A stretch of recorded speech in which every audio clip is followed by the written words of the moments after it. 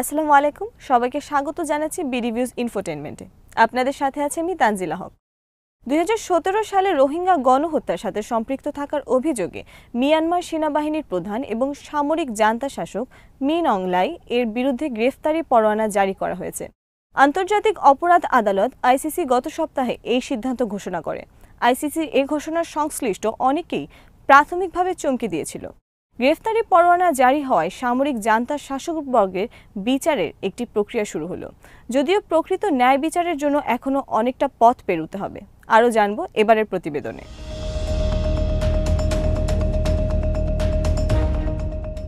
General Min অং লাইংকে 2017 সালে সংঘটিত রোহিঙ্গা মুসলিমদের গণহত্যার জন্য দায়ী করা হয়। এরপর থেকে রোহিঙ্গারা নিজ দেশেই বাস্তুচ্যুত। তারা বাংলাদেশের কক্সবাজারে উখিয়ায় আশ্রয় নিয়েছে এবং বিশ্বের সবচেয়ে বড় উদ্বাস্তু শিবির গড়ে তুলেছে।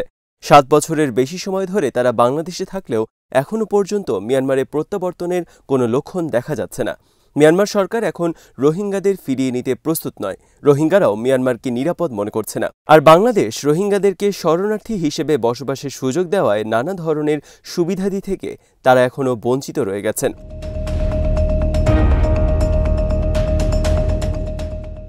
সম্পূর্ণরূপে বিদেশি দাতা সংস্থা এবং বাংলাদেশ সরকার ও বেসামরিক প্রতিষ্ঠানগুলোর আর্থিক সহায়তার উপর নির্ভর করেই তারা জীবনযাপন করছেন। জন্মভূমি থেকে বের হয়ে যাওয়ার পর থেকেই অসহায় এই জনগোষ্ঠী সান্ত্বনা পাওয়ার অংশ হিসেবে গণহত্যায় যুক্ত থাকার অভিযোগে মিয়ানমারের সামরিক কর্মকর্তাদের বিচার দাবি করছেন।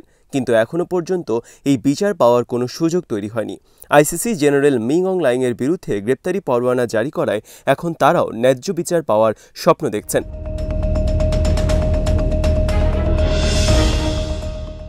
2017 সালে সেনাবাহিনী গ্রাম জ্বালিয়ে দিয়ে গণহত্যা, ধর্ষণ এবং বাস্তুচ্যুতির মাধ্যমে 10 লাখেরও বেশি রোহিঙ্গাকে মিয়ানমার থেকে পালাতে বাধ্য করেছিল।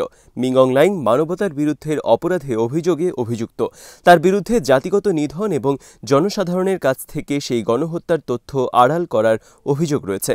2017 সালে মাত্র কয়েকদিনের ব্যবধানে কয়েক হাজার রোহিঙ্গাকে হত্যা করার পর তাদের স্বজন ও প্রতিবেশী প্রায় 7.5 লাখ রোহিঙ্গা বাংলাদেশে চলে যায়। বাংলাদেশে গিয়ে রোহিঙ্গাদের জীবন সুরক্ষিত হয়েছে, তবে মৌলিক অনেক অধিকার থেকেই তারা এখনও বঞ্চিত। রোহিঙ্গারা বাংলাদেশে শরণার্থী হিসেবে থাকার কারণে নাগরিক অনেক মর্যাদা এবং অধিকার থেকেও প্রায়ই বঞ্চিত হন।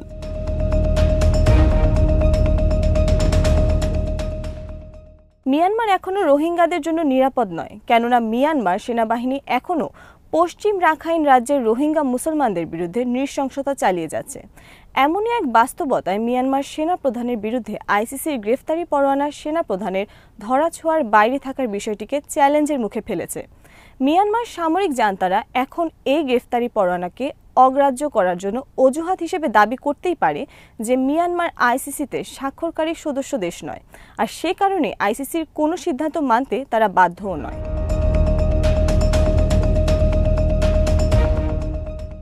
তবে মিয়ানমার আইসিসির সদস্য রাষ্ট্র না হলেও তারা রোহিঙ্গা সম্প্রদায়ের বিরুদ্ধে মিয়ানমার সেনাবাহিনীর অপরাধগুলো, বিশেষ করে দেশ থেকে বিতাড়িত করা, হত্যা করা এবং বাস্তুচ্যুতি করার মতো বিষয়গুলো নিয়ে তদন্ত করতে পারে। এই প্রেক্ষিতে আইসিসির গ্রেপ্তারি পরোয়ানায় এটুকু নিশ্চিত হয়েছে যে ন্যায় বিচার পাওয়ার সুযোগ এখনও রয়েছে।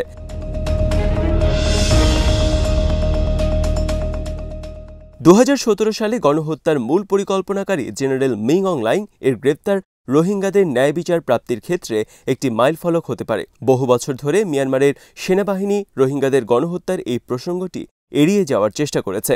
আইসিসি গ্রেপ্তারি পরোয়ানা একটি গুরুত্বপূর্ণ পদক্ষেপ, যা এই সেনাবাহিনীর বিচারের ঊর্ধ্বে থাকার প্রবণতা ধ্বংস করতে সহায়ক হবে বলে আশা করা যায়।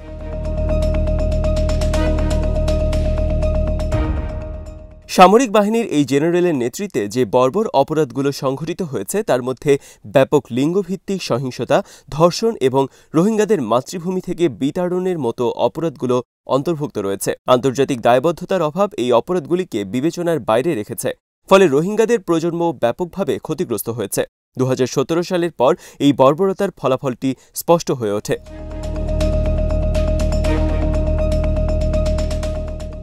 বাংলাদেশে বর্তমানে 1 মিলিয়নেরও বেশি রোহিঙ্গা শরণার্থী শিবিরে বাস করছে। তাদের নিরাপত্তার প্রতিশ্রুতি এক ধরনের বিভ্রান্তি ও অপপ্রচার, কেননা তারা এখনও তাদের জন্মভূমিতে ফিরে যাওয়ার অধিকার ও স্বীকৃতির জন্য সংগ্রাম করছে। এই হৃদয় বিদারক বাস্তবতা মিং অং লাইংয়ের গণহত্যার প্রত্যক্ষ পরিণতি। এই গ্রেপ্তারি পরোয়ানা দিয়ে শুধুমাত্র রোহিঙ্গাদের ওপর যে অন্যায় হয়েছে তা মোকাবেলা করা যাবে না, বরং একই সঙ্গে পৃথিবীর সকল অত্যাচারীকেও একটি বার্তা দিয়ে দেবে, আর তা হলো কেউই আইনের ঊর্ধ্বে নয়।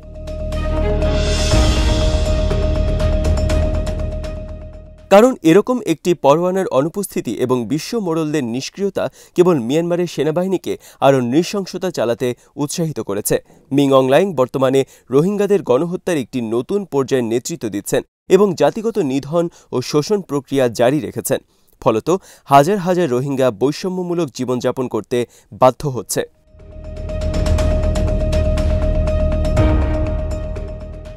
জাতিসংঘের নিরাপত্তা পরিষদ সহ আন্তর্জাতিক প্রতিষ্ঠানগুলোর মিয়ানমার সেনা শাসনের ওপর যথাযথ চাপ তৈরি করতে ব্যর্থ হওয়ায় রোহিঙ্গা নেতারা এরই মধ্যে হতাশ হয়ে পড়েছেন এবং তাদের ন্যায় বিচারের দাবিগুলো আজও পূরণ হয়নি।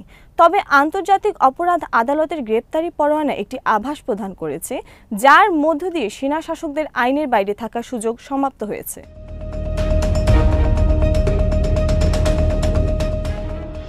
এখনও অনেক সাক্ষী ও প্রমাণ রয়েছে, যার মধ্যে দিয়ে জেনারেল মিং অং লাইংয়ের 2017 সালের গণহত্যার সংশ্লিষ্টতা প্রমাণ করা সম্ভব।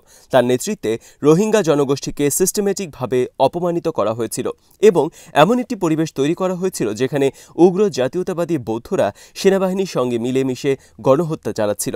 অথচ রাষ্ট্রের সর্বোচ্চ মহল থেকে পরিচালিত বর্বরতার ভয়াবহতা বছরের পর বছর আড়াল করা হয়েছে এবং এর মাধ্যমে রোহিঙ্গাদের কষ্ট ব্যাপকভাবে উপেক্ষিত হয়েছে।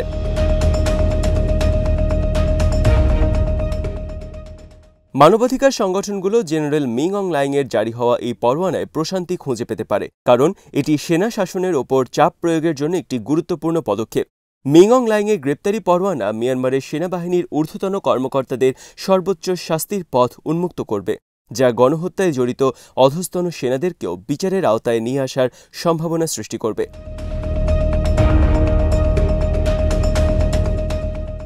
তবে কিছু বিশ্লেষক মনে করেন, মিয়ানমারের এবং বাংলাদেশে যেসব রোহিঙ্গারা রয়েছেন তাদের জীবনযাপনের ক্ষেত্রে আইসিসির এই গ্রেপ্তারি পরোয়ানায় আহামরি কোনো পরিবর্তন হবে না। তবে আইসিসির প্রধান প্রসিকিউটর করিম খান জানিয়েছেন যে রাখাইনে মিয়ানমার সেনাবাহিনীর নির্দয় গণহত্যা থামানোর জন্য জরুরি ভিত্তিতে পদক্ষেপ গ্রহণ করা অত্যন্ত গুরুত্বপূর্ণ এবং এরই অংশ হিসেবে এই পরোয়ানা জারি করা হয়েছে। তিনি আরও বলেছেন, তার টিম রোহিঙ্গা এবং তাদের ন্যায় বিচারের সংগ্রামের কথা ভুলে যায়নি।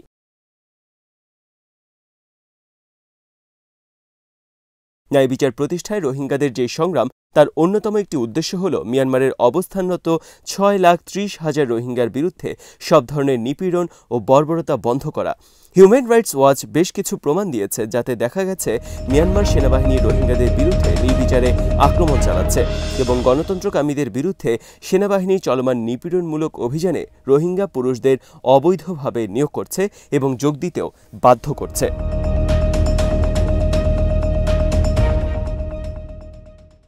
দুই সালের গণহত্যার পর 7 বছর চলে গেলেও জেনারেল মিন অং লাইং যেহেতু এমন একটি পরিবেশ এখনও বজায় রাখতে পেরেছেন যেখানে তিনি আগের মতোই অবাধে রোহিঙ্গাদের বিরুদ্ধে গণহত্যা চালিয়ে যেতে পারছেন, সেখানে ন্যায় বিচার ও জবাবদিহিতার পথ যে এখনও অনেকটাই অন্ধকারাচ্ছন্ন তাতে কোনো সন্দেহ নেই।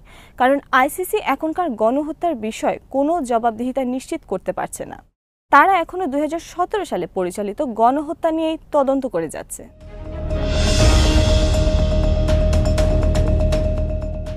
পরোয়ানার হুমকি থাকার পরও মিয়ানমার সেনাবাহিনী আগের মতোই গণহত্যা চালিয়ে যেতে পারে এমনও আশঙ্কা রয়েছে। একাধিক রোহিঙ্গা অধিকার সংগঠন দাবি করেছে যে আইসিসির গ্রেপ্তারি পরোয়ানাগুলো এখন শুধু প্রতীকী পদক্ষেপে সীমাবদ্ধ থাকা উচিত নয়, বরং প্রকৃত অর্থে কার্যকর পদক্ষেপ নেওয়া উচিত। কেননা আইসিসির বিগত সময়ের অভিজ্ঞতায় দেখা গেছে অপেক্ষার মাত্রা কেবল বিলম্বিতই হয়েছে।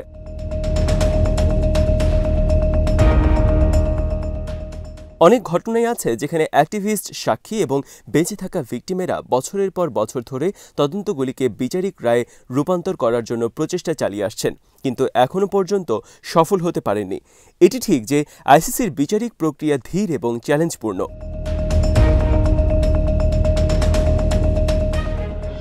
আইসিসি মিং অং লাইংয়ের বিরুদ্ধে জারি করা পরোয়ানা চূড়ান্ত পর্যায়ে নিতে 100 দিন পর্যন্ত সময় নিতে পারে, আর এই প্রকৃত বিচার শুরু হতে কয়েক বছরও লাগতে পারে। আর বিষয়টি আরও জটিল হয়ে গেছে কারণ জেনারেল মিং অং লাইং খুব কমই বিদেশে যাতায়াত করেন। যদি তিনি আইসিসির কোনো সদস্য রাষ্ট্রে যেতেন তাহলে তাকে গ্রেপ্তারের সুযোগ তৈরি হতো, কিন্তু এখনও পর্যন্ত তেমন কোনো সম্ভাবনাও দেখা যাচ্ছে না।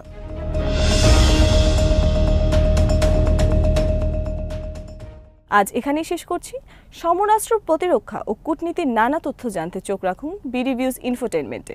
চ্যানেলটি ভালো লাগলে সাবস্ক্রাইব করুন, সংযুক্ত থাকুন আমাদের ফেসবুক পেজে। আল্লাহ হাফেজ।